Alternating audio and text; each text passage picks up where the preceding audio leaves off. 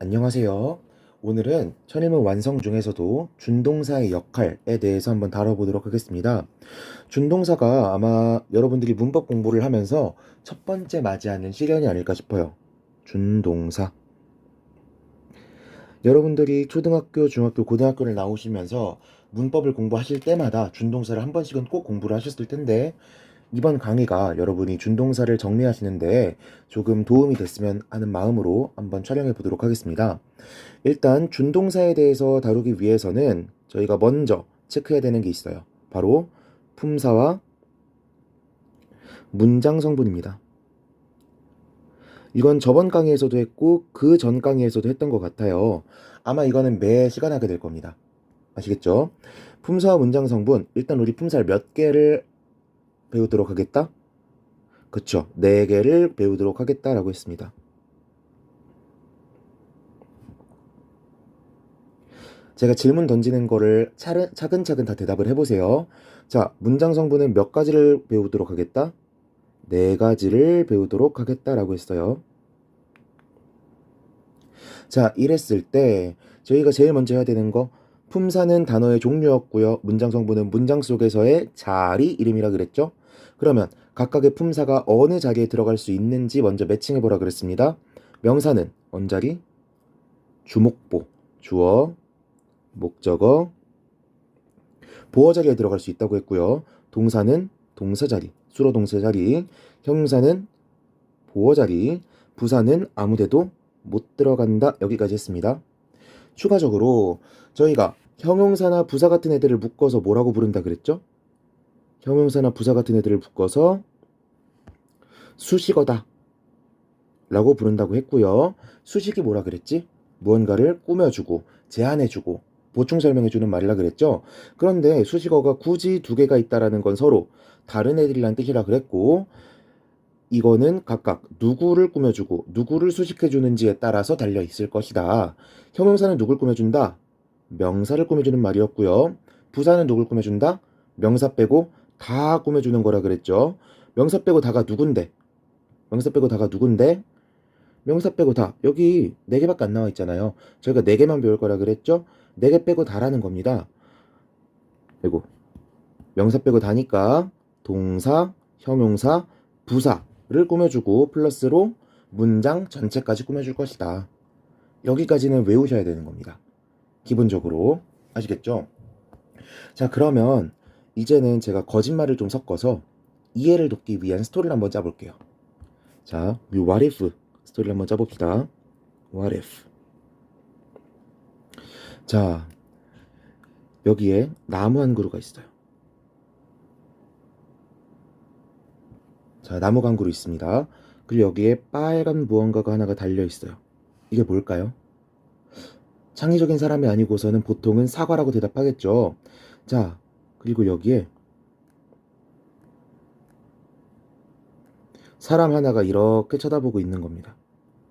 이랬을 때 이 사람은, 이거 팔인데, 이렇게 그렸다고 생각을 해봐요. 결국 다 그렸네. 자, 이거 뭐같이 보여요? 약간 원시인처럼 보이죠? 자, 원시인이 지나가다가 나무에 달린 사과를 봤어요. 그럼 이 사람은 무슨 말을 하게 될까요? 첫 번째, 아, 정말 아름답게 빨갛다 라고 색깔을 설명할까요? 아니면 오, 저것의 이름은 사과라고 지어야겠어 라고 할까요? 아니면 먹을 거다, 따먹자 라고 할까요? 옛날 사람이니까 아마도 따먹자라고 하지 않았을까?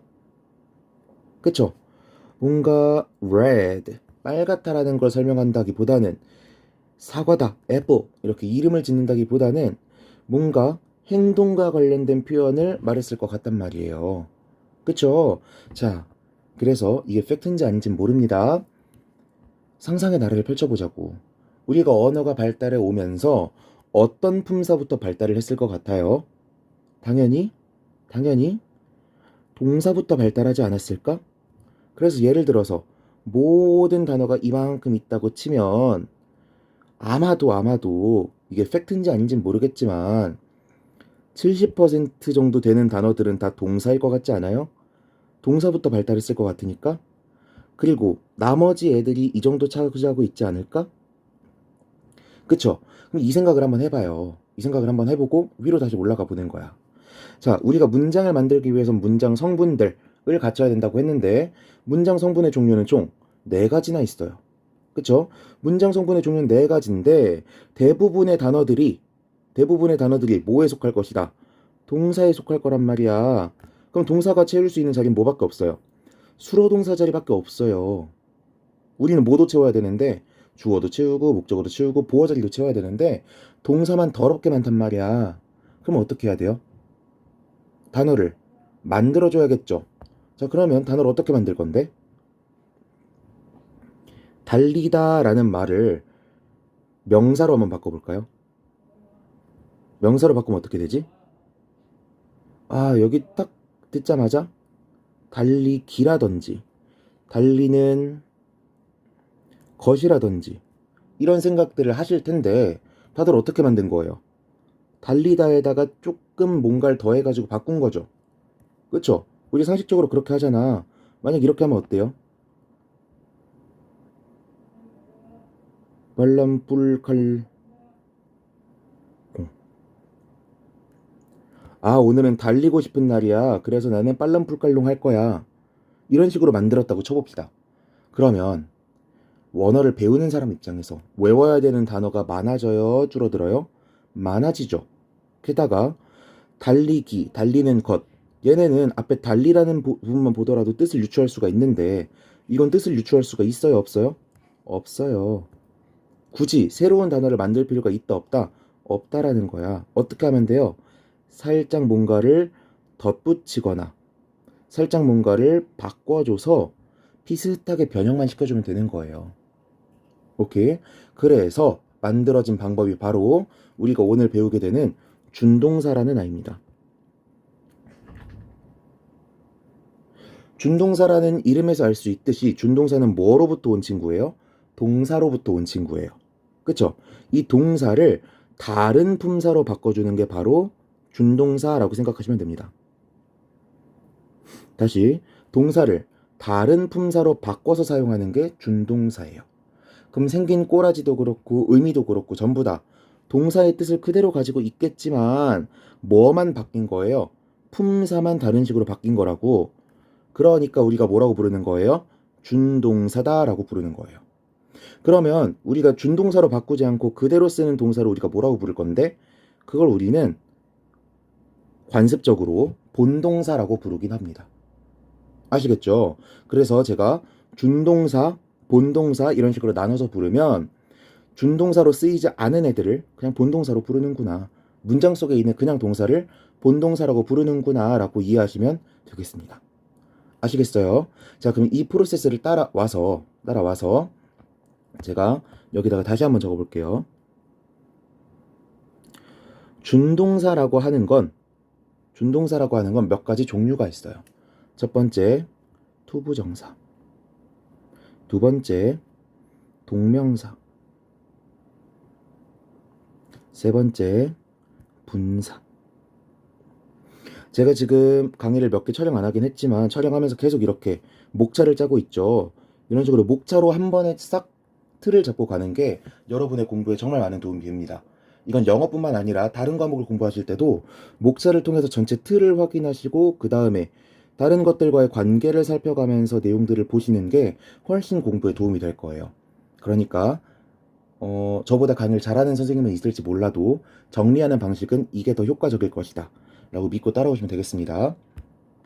자, 준동사의 종류는 몇 개가 있다고? 3개가 있다고. 3가지가 뭐예요? 투부정사, 동명사, 분사예요. 오케이. 그러면 종류가 다른 거 보니까 뭔가 다 차이점이 있으니까 다른 걸 거 아니야. 그쵸? 자, 준동사라는 거는 동사를 다른 품사로 바꿔주는 거라 그랬죠. 우리 품사 몇 개 배웠어요?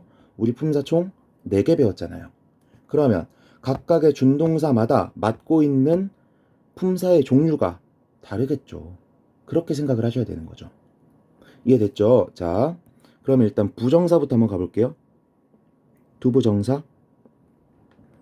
부정사는요, 옛날 말이잖아요. 그래서 되게 근본이 없어요. 혼자 다 해먹는 거야. 혼자 다 해먹어. 다 해먹는다면서 왜 세 개를 썼지? 우리가 배운 품사는 네 개인데? 다시, 준동사는 동사를 어떻게 쓰기 위해서 만든 거다? 다른 품사로 쓰기 위해서 만든 거다. 동사를 다른 품사로 쓰기 위해서 만든 건데 투부정사의 동사적 용법? 이상하잖아요. 이거 되게 바보 같은 거야. 그쵸? 그래서 동사를 빼고 나머지로 바꿔서 쓰게 된다라는 겁니다. 첫 번째, 명사적 용법.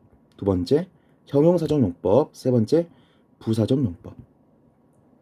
오케이. 이렇게 쓰게 된다는 겁니다. 그럼 동명사는요? 이름부터가 동, 명사잖아요. 그쵸? 얘는 뭐로밖에 안 쓰인다? 명사로밖에 안 쓰인다. 분사는요, 분사의 품사를 자꾸 헷갈리시는 분들이 많아요. 그런데 우리가 합리적인 생각을 통해서 결정을 해보자고요. 자, 투부정사는 지 혼자 다 헤쳐 먹었다. 그런데 그게 마음에 안 들어서 동명사가 나온 거잖아요. 그래 동명사 나왔어. 그럼 남은 애가 누구누구밖에 없어요? 형용사랑 부사밖에 없죠. 근데 우리 부사는 계속 아무 역할도 못한다고 쓸모없는 거라고 계속 강조해서 배웠잖아요. 그러면 분사는 상식적으로 어떤 품사를 맡게 되겠어요? 분사는 상식적으로 형용사로 쓰이게 되겠죠. 이해됐죠? 다시, 준동사는 동사를 다른 품사로 만들기 위한 하나의 방법이다. 그리고 그 준동사의 종류는 총 세 가지가 있다. 첫 번째, 투부정사. 두 번째, 동명사. 세 번째, 분사가 있다. 근데 투부정사의 종류는 크게 세 가지가 있다. 명사적 용법, 형용사적 용법, 부사적 용법. 동명사는 이름만 봐도 명사가 붙은 걸 보니까 뭐로 쓰인다? 명사로 쓰인다. 분사는 떨거지 품사 부사를 빼고 나면 뭐밖에 안 남는다? 형용사밖에 안 남는다. 그래서 형용사적 용법으로 쓰인다. 됐죠? 그런데 여기서 이왕 분류를 나누는 김에 한 번만 더 나눠볼게요. 분사는요, 크게 종류가 두 가지가 있어요. 어떤 거? 현재 분사와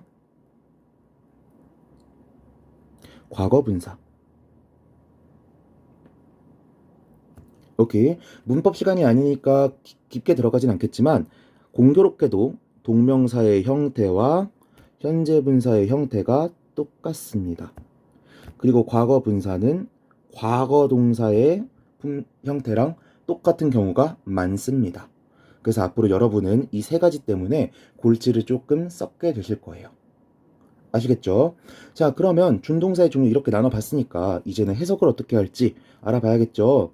기본적으로 명사적 용법으로 쓰이는 애들은요, 다 뭐뭐 하기, 뭐뭐 하는 것이라고 해석하시면 되겠습니다.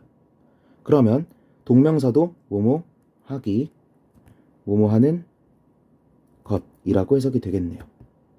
오케이. 자, 투부정사는요, 형용사적 용법은 어떻게 해석하냐? 앞으로 형용사는 뭐뭐 니은, 뭐뭐 리을, 뭐뭐의 라고 끝나면 형용사로 볼 거거든요.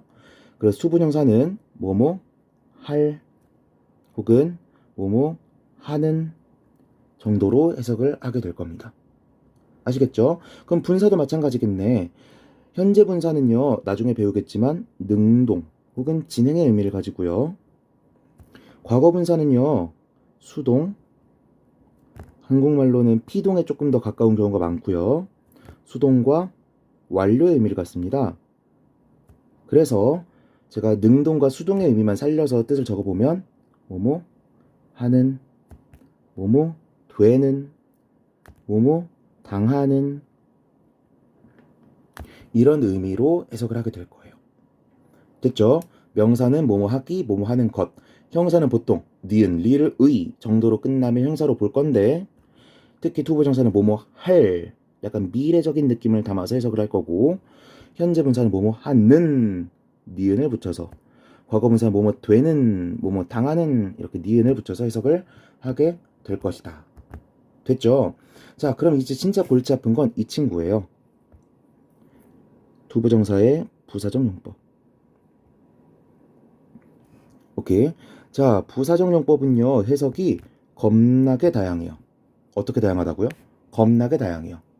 부사적 용법은 사실 저도 하나하나 열거를 하려 그러면 되게 힘들고요.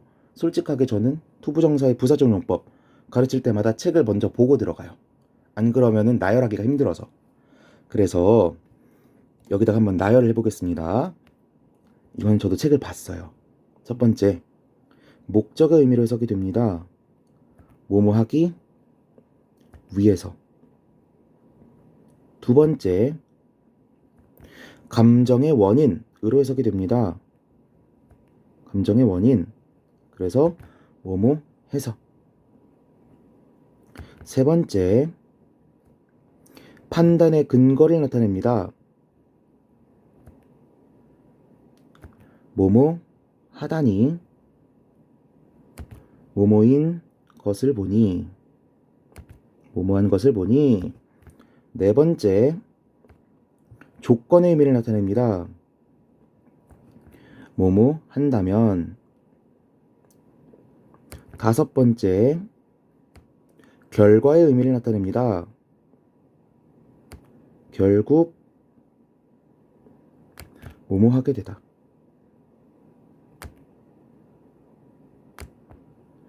여섯 번째, 아직도 남아있죠? 정도의 의미를 나타내게 됩니다. 뭐뭐 할 정도로 뭐뭐 하기에. 일곱 번째, 8개나 되면 너무 힘들겠죠? 양보의 의미를 나타내게 됩니다. 뭐뭐 하지만 뭐뭐에도 불구하고 이런 의미를 갖게 될 거예요. 이것만 봐도 뜻이 겁나게 많죠. 겁나게 많습니다.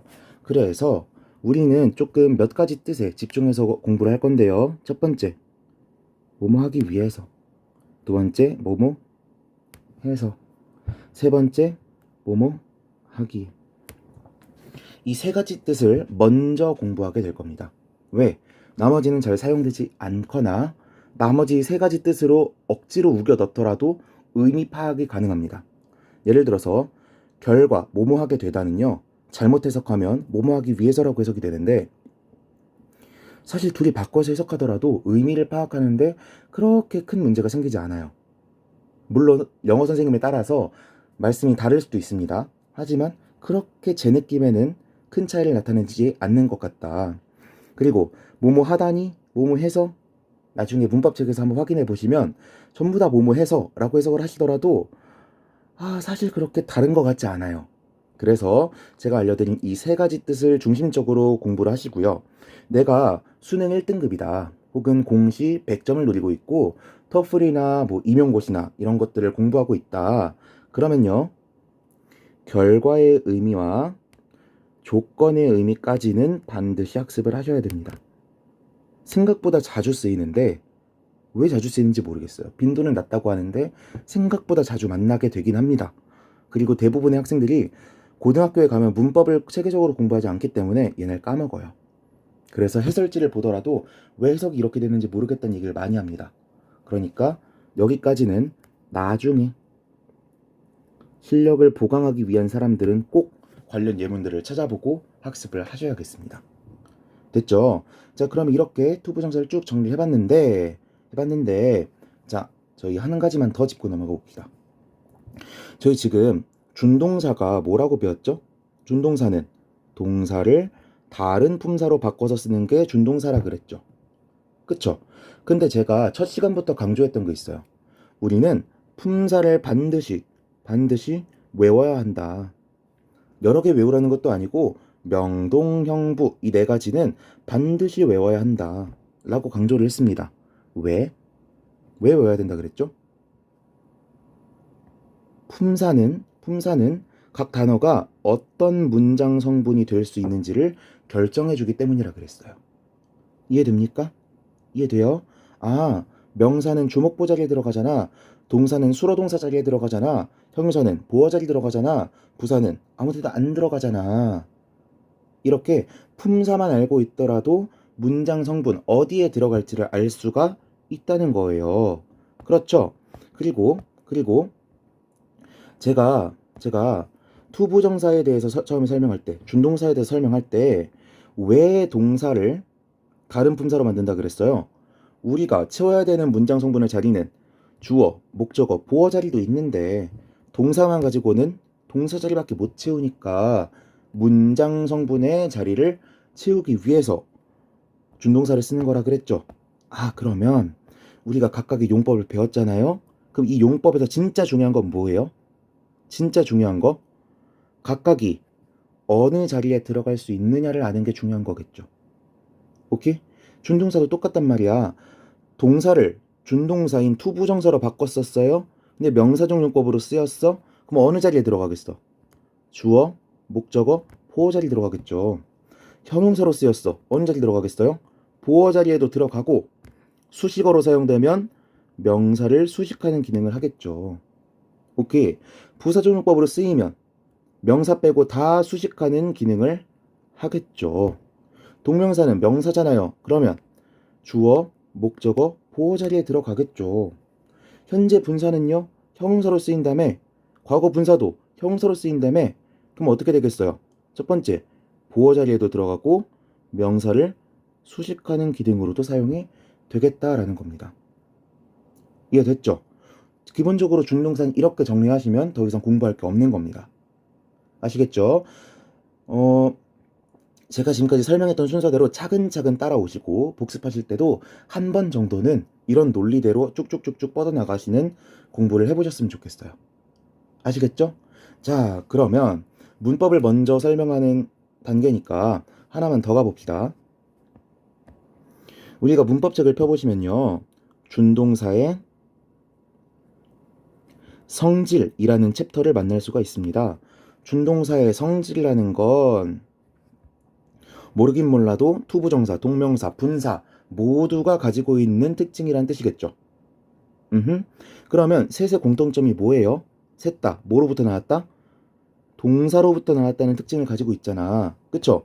그럼 준동사의 특징은 누구의 특징이랑 똑같은 말이야? 동사의 특징이랑 똑같은 말이겠죠. 이해됐습니까? 그럼 동사의 특징이 뭔데? 우리 배웠어요?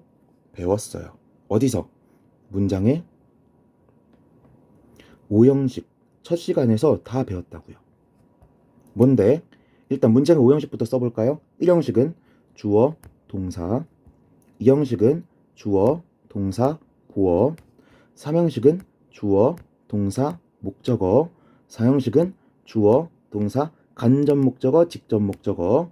5형식은 주어, 동사, 목적어, 목적격 보어. 이렇게라는 거 배웠잖아요.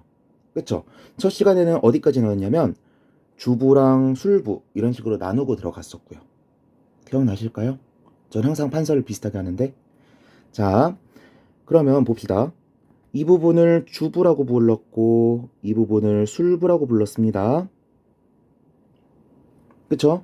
그리고 주부에서 나타내는 의미는 뭐라 그랬어요? 이 문장이 무엇에 관한 것인지 누구에 대한 것인지를 명세적으로 알려주는 게 주부의 역할이라 그랬고요. 술부는 그 주어에 대해서 말하고자 하는 내용을 표현하는 부분이라고 했습니다. 오케이? 그리고 이 술부에서 가장 중요한 부분이 어디라 그랬어요? 가장 중요한 부분이 술어라 그랬고 주부에서 가장 중요한 부분이 주어라 그랬어. 그런데 주부에는 누구밖에 없으니까 주어밖에 없으니까 우리는 그냥 앞으로 주부라는 말을 안 쓰고 주어라는 말을 더 자주 쓰게 될 것이다. 그리고 술부에서 가장 중요한 건 술어라 그랬고 술어 자리엔 누구밖에 못 들어가니까 동사밖에 못 들어가니까 편의상 동사라고도 부를 것이다. 그쵸? 자, 그러면 이 부분 한번 체크해 봅시다. 동사. 원래는 술어라고 불러야 되지만 제가 동사라고 썼어요. 자, 그러면 우리가 말을 왜 한다고 했는지도 다시 한번 생각해 볼까요? 저번 시간에 gaping에 대해서 설명하면서 말을 왜 한다고 했었죠? 말은 정보를 교환하기 위해서 하는 거라 그랬어요. 아무런 정보가 없는 말은 헐헐 개가 짖는 말이랑 똑같은 겁니다. 오케이? 그러면 개를 비하하는 건 아니에요. 그렇다면 정보가 담긴 쪽은 주부예요, 술부예요? 술부가 되겠죠? 그럼 문장의 진짜 주인공은 누구라고 보는 게 더 편리할까? 술부가 주부를 끌고 다닌다고 생각하면 편리하겠네. 그쵸? 그런데 이 술부에서 가장 중요한 게 누구라고? 동사, 술어라고. 그러면 이 술어 동사를 중심으로 생각을 해봅시다.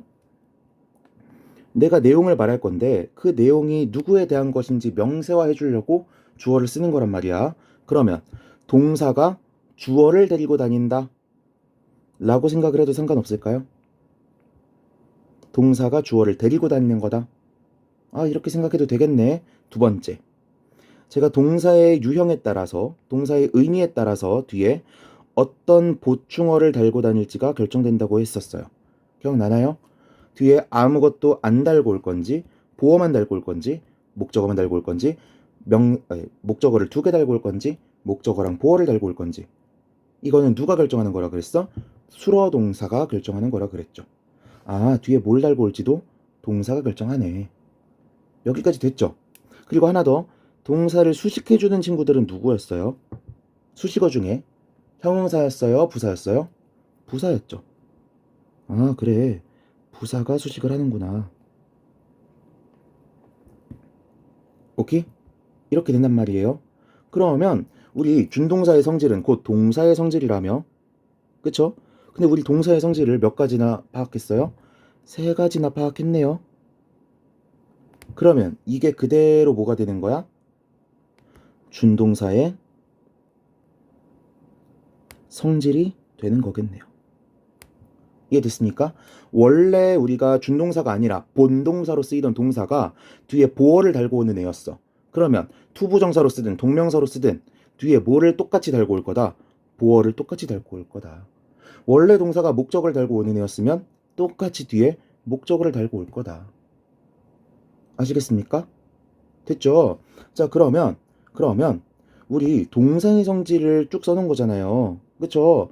그런데 그러면 준동사랑 본동사랑 뭐가 다른 건데? 준동사랑 본동사랑 뭐가 다른 건데? 아, 저는 여기에서 이렇게 특징을 적어 볼게요. 첫 번째, 본동사는요 시제를 표현할 수가 있어요. 시제, 과거 시제, 현재 시제, 미래 시간, 이 세 가지를 표현할 수가 있습니다. 그런데 준동사는요 시제를 표현하지 않아요. 조금 공부해봤던 친구들은 갑자기 뭐 to have pp니 뭐니 이런 거 생각하면서 아닌데요, 시제 표현할 수 있는데요, 이런 말을 할 수도 있겠지만 엄밀하게 그건 시제를 표현하는 게 아닙니다. 시제뿐만 아니라요, 수일치를 보여줄 수도 있고요. 준동사는 이런 일치를 보여주지 않습니다. 즉 그냥 투부정사다 그럼 투에다가 동사 원형만 딱 써놓고 나면 앞에 3인칭 단수 주어가 나왔든 뭐 이게 과거 시제 문장이든 아무것도 영향받지 않고 철벽 방어한다는 거예요. 오케이? 그래서 우리가 투부정사의 형태를 학창 시절에 뭐라고 배웠을 거냐면 투 플러스 동사 원형이다 라고 배웠을 거예요. 왜? 동사라고 하는 놈은 원래 시제가 과거면 과거 시제로 써주고 앞에 3인칭 단수주어가 나오면 s도 붙여주고 이래야 되는데 투부정사는 그런 공격을 아무리 받더라도 변화가 없으니까. 이해됐죠? 두 번째,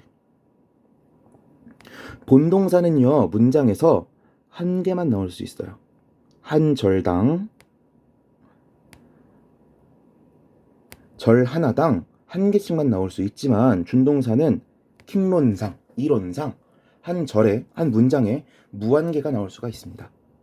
오케이. 그래서 준동사의 성질을 이렇게 5가지로 정리를 할 수가 있겠습니다. 아시겠죠? 이번에는 제가 준동사가 너무 기초적인 내용이고 한 번에 설명을 안 해놓으면 설명이 어렵겠다 보니까 한 번에 쭉 먼저 짚어봤어요. 그래서 제가 여기까지 짚었으니까 이번 수업은 30분 만에 한번 커트를 하고 그 다음에 문장들을 보면서 어떤 식으로 사용되는지 살펴보도록 하겠습니다. 자, 수고 많으셨습니다.